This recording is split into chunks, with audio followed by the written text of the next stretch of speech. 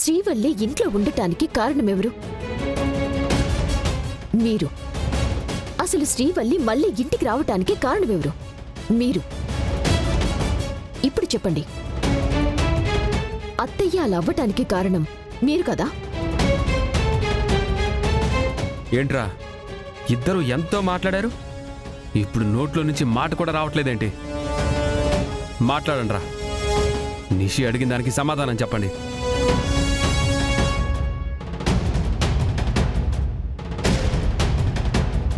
కుటుంబం కోసం ప్రాణాలైనా ఇస్తామని అంటుంటారు కదా, మీరు మాకు ప్రాణాలు ఇవ్వాల్సిన అవసరం లేదు.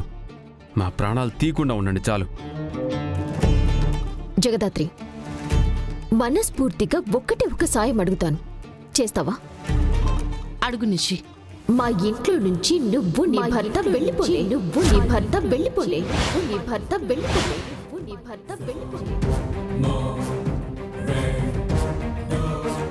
మీరు మా ఇంట్లో ఉంటేనే మాకీ ప్రాబ్లమ్స్ అన్నీ, లేకుంటే మేము హ్యాపీగానే ఉంటాం.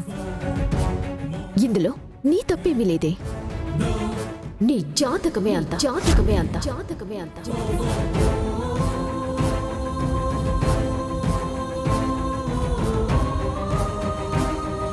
నీ దరిద్రాన్ని నీతో పాటు తీసుకొచ్చి మా ఇంట్లో పెట్టావు.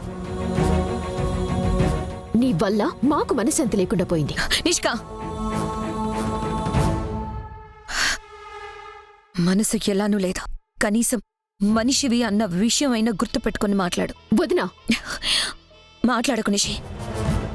అసలు అర్హత కూడా నీకు లేదా. ఏంటి, జగదాత్రి నీ పక్కనున్నందుకు నువ్వు కష్టాల్లో ఉన్నావా? జగదాత్రి నీ పక్కనుంది కాబట్టే నువ్వింకా బయట తిరుగుతున్నావు. లేకపోతే నువ్వు చేసిన చెడు సావాసాలకి, అర్థం లేని ఆవేశానికి ఎప్పుడో జైలుకి వెళ్లేదానివి.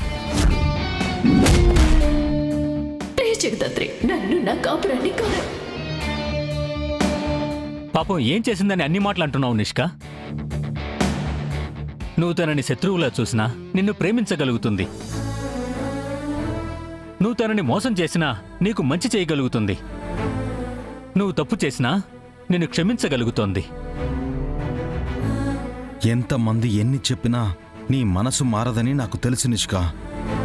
కానీ దాత్రిలో ఉన్న మంచి చూడలేకపోతున్న నిన్ను చూస్తుంటే జాలేస్తోంది.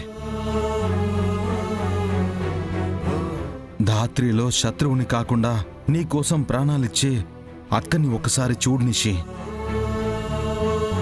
ఇంకెప్పుడు దాత్రి గురించి తప్పుగా మాట్లాడలేవు. దాని గొప్పతనం గురించి మీరు చెప్తే తెలుసుకునే స్టేజ్లో నేను లేను. దాని నాటకాలు, దాని మోసాలు అన్నీ నాకు తెలుసు. నేను దాని ప్రేమ గురించి తెలుసుకోవటం కాదు, మీరే ఏదో ఒకరోజు దాని మోసం గురించి తెలుసుకుంటారు. దీని చేతుల్లో మోసపోతున్నా మిమ్మల్ని, మావయ్య గారిని చూస్తుంటే నాకు జాలిస్తుంది వదినా. నీకు నీ భర్తకి మంచి అర్థమవుతుందనుకోవడం మా తప్పేనమ్మా. నీ అత్తయ్య ఈరోజు ఈ పరిస్థితిలో ఉండడానికి కారణం ఎవరైనా నిజమైతే మారదు కదా. కనీసం ఈ రోజైనా ఏ గొడవలు పడకుండా ఉండండి ప్లీజ్. నాకింక ఓపిక లేదు.